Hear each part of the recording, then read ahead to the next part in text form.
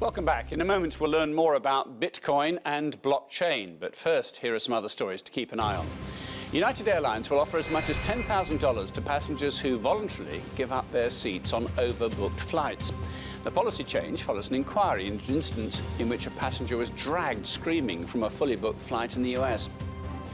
Security in Manila has been tightened as the city enters its final preparations for the 30th ASEAN Summit this weekend.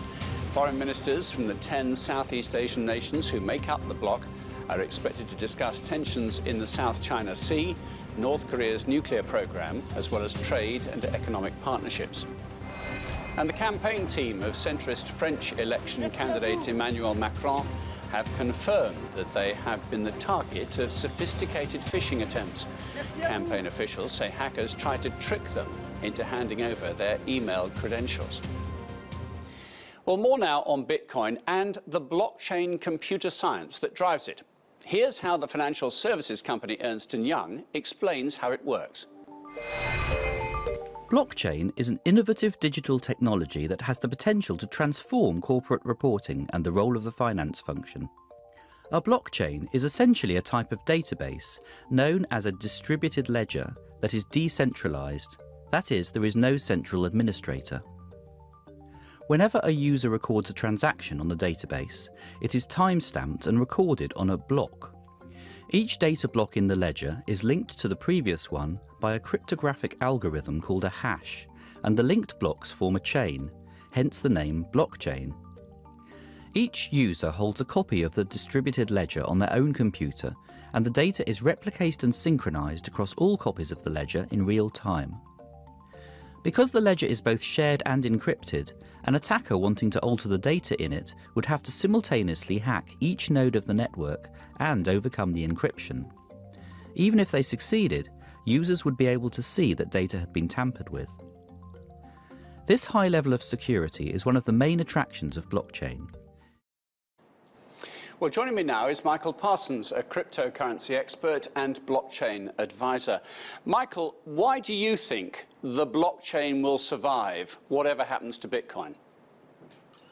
I think the blockchain will survive because it's a game-changing technology. For the first time in the world, we can have access to a decentralized, distributed database which is not controlled by any central authority. And that means it's impervious from attack from inside hacking and external hacking. Just explain that nature of being impervious to attack. Why is blockchain technology so secure? Well, it's secure because it's secured by cryptographic technology, and also it's secure because there's more than one source. With a traditional database, there's only one location for it, with possibly one or two backups. But with a blockchain, there are multiple locations, and in the case of Bitcoin, there are thousands of locations.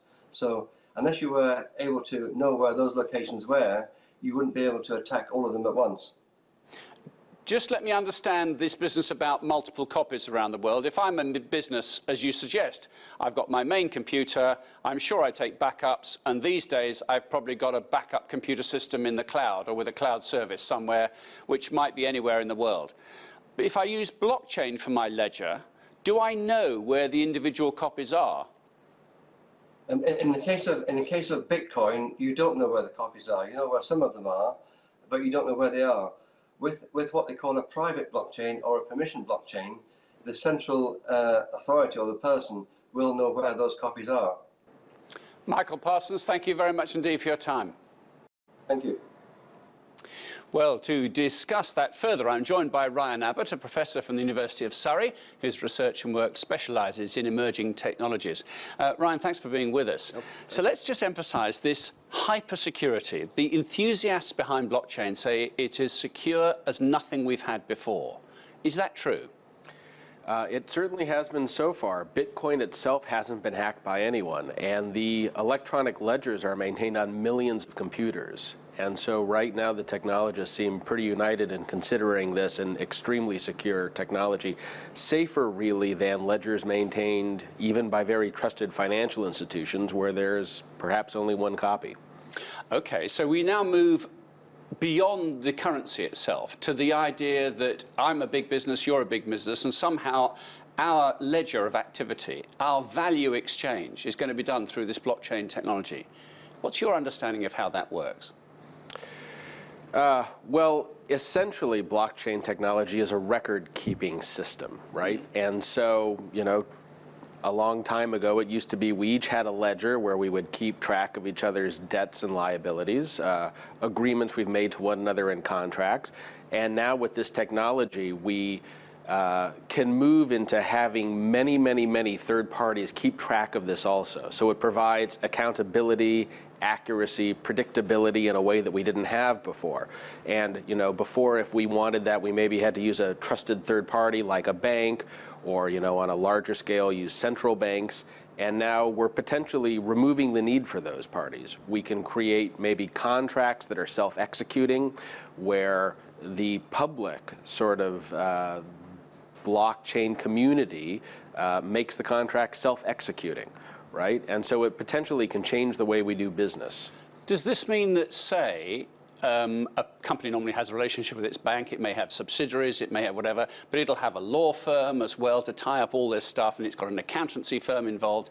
Potentially, do those three elements disappear if this works? Yeah, well, it's hard to say what'll come of it, but potentially this technology could get rid of a lot of lawyers, bankers, and brokers. You know, a lot of the accounting could be automated essentially, and perhaps done more accurately and more quickly. You know, lawyers may either find themselves replaced by smart contracts or having to become experts in information technology and specializing in smart contracts. But potentially, this technology can cut out a lot of trusted intermediaries that are in the system now. Just explain the idea of a smart contract. How does that differ from what we have now? Oh, sorry. So the idea with a smart contract is essentially that you automate in blockchain technology certain outcomes from contracts. So say you deliver me goods and I give you payment. Well, the blockchain technology can say automate payment with Bitcoin when I receive the goods, right? And so there's less need for oversight and third parties to kind of interfere in that process. Fewer people involved in the process. Well, fewer people, fewer machines, I suppose. Well, yeah, fewer people sort of directly being involved as trusted parties who require fees for their services. So it can reduce administrative overhead. You know, that could be very valuable here in the UK, where you can cut out a lot of costs associated with transactions. It may be more valuable, as you heard, in countries where people have less faith in their institutions, their central banks, their regular banks. How do you think this could, in time, then, allow smaller businesses, entrepreneurs, would they, in a similar way, obviously at a smaller scale, would this be affordable, or will there be some kind of fee to join this blockchain technology and to adopt it for my business? Yeah, I think it is definitely going to lower transaction costs and barriers to entry, right? Any fees that are associated with this are almost certainly going to be significantly less than the fees charged by existing institutions, which themselves take on a lot more risk, have to provide a lot more service, and have the ability to charge more because there's fewer options for potential clients. You talked about a blockchain community. I suppose this is just a nascent one at the minute. It's just starting out all this, isn't it? But that would be important that that community still existed. So would there have to be a motivation for people to retain this technology, to retain the data, to actually share blockchain ledgers?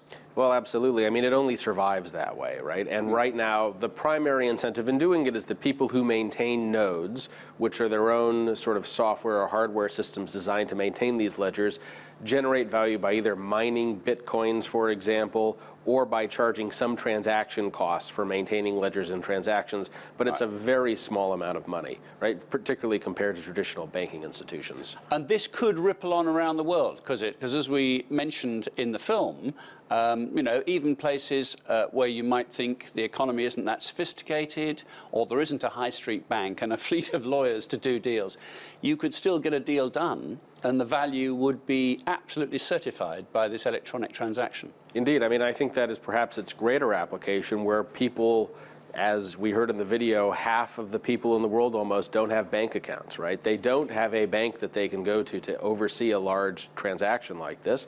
It can be done safely electronically now. But just to bring back in the Bitcoin and the criticism from Jeffrey Robinson earlier on, the value of this seems to be determined by unconventional means. I mean, the value of my pound, your dollar, whatever it might be, there are some kind of international norms about that, either against gold, against the performance of a government. The lack of that, does that worry you? Well, it's interesting. You know, I mean, the pound used to have a gold standard, right? Yeah. So you had a £5 note. You could go into the Bank of England and say, I'd like my 5 gold sovereigns now, and they were obligated to pay that to you. And now we don't have that, right? A £5 note is worth that because the Bank of England says it is, and, you know, consumers are willing to give it a certain value. I mean, in a sense, you have the same phenomenon going on with Bitcoin. It's worth what people are willing to pay for it, and people are willing to pay a lot of money for it right now. Interesting. We'll come back to it right now, but thank you very much indeed. We end our programme with the Insight Bite, a little something that we feel you should know. And today, we head to the Bay of Pigs in Cuba, where residents are in the midst of a crab invasion. Each year, after the first spring rains, the creatures march for days from the surrounding forest to the bay on Cuba's southern coast, wreaking havoc along the way. Scuttling sideways towards the sea, the crustaceans climb up house walls and carpet the coastal roads, causing many a punctured tyre. According to the locals, the crab invasion is actually good business. Many tourists seem happy to pay $10 for the repair of their tyres, a princely sum compared to the average state salary of around $25 per month. And with that, that's all for now. I'm Martin Stamford. That was Insight.